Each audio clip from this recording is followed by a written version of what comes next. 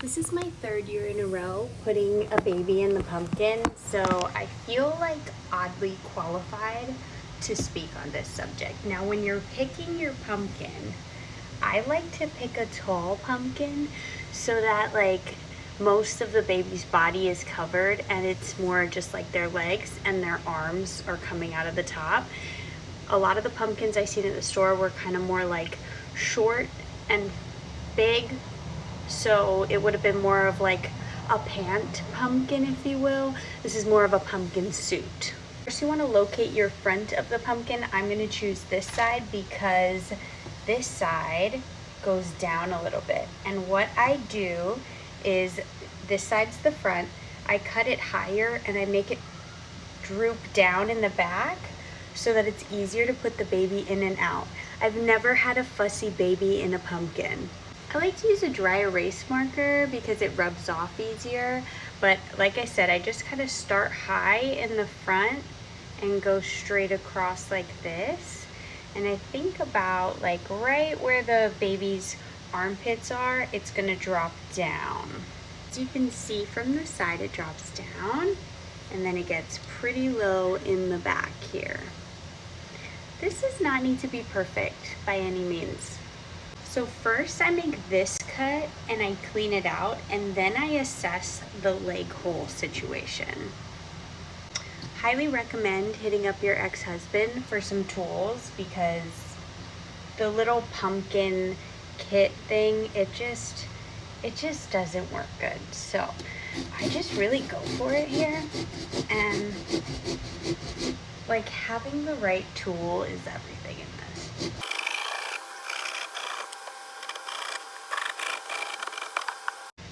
If you want to get fancy, you can do like a little zigzag in the front or whatever.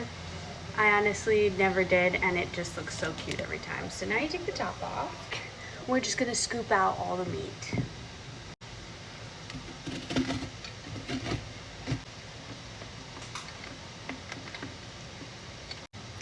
Obviously, if you want to make pumpkin seeds, go ahead and do that. I love that for you. Every time I've made pumpkin seeds, it's been such a labor of love and gone to waste, and I feel like this is already a labor of love, so I'm just gonna keep to this. Because this is the biggest pumpkin I could find, I feel like I'm gonna want to give my baby more space, so I'm gonna like cut into the meat here and just make it like a thinner edge. I'll show you what I mean.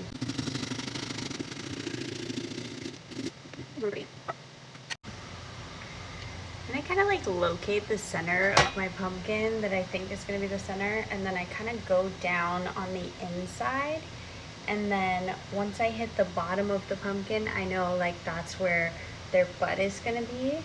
So I literally just make like a hole on each side where like with like a maybe like a 3-inch gap in between, and that will be like the edge of my circles. So I have my center line here, so I just go down that center line in the pumpkin, and then I go to either side 1.5 inches, and I just poke.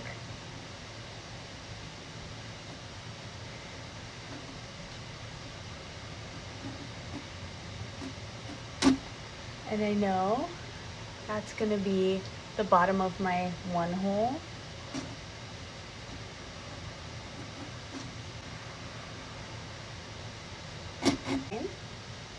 You can see my little holes, and I kind of just use that as my guide and make like a little center piece in between.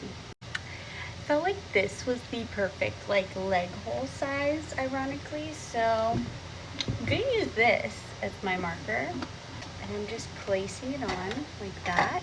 I know that's gonna be the bottom of my hole, and then I'm gonna kind of like draw it on and just see how it looks. And if I don't like it, I'm just gonna do it again. So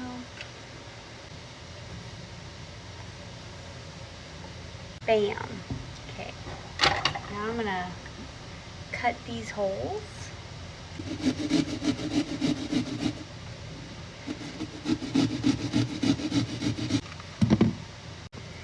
Okay, and then you're gonna go in again and thin out this edge so that it's like really easy for your baby's legs to pop out. So I know these holes look excessive, but I promise it makes all the difference in how comfortable your baby is and how good the quality pictures are gonna be. Now you just gotta grab your baby and pop their little feet out here. I like to bring the lid as a prop, so I will cut this down into like a nicer looking circle just to set on the side in front of baby. I just think it's like a cute little prop. We're going to the pumpkin patch tomorrow, so I'm gonna fill this with paper towels and leave it in the fridge. That's gonna help it dry out. I will be bringing a couple old washcloths to set in the bottom of the pumpkin so that baby's nice and comfy and dry. And I will be bringing this with me in case I have to do any last minute changes to the design.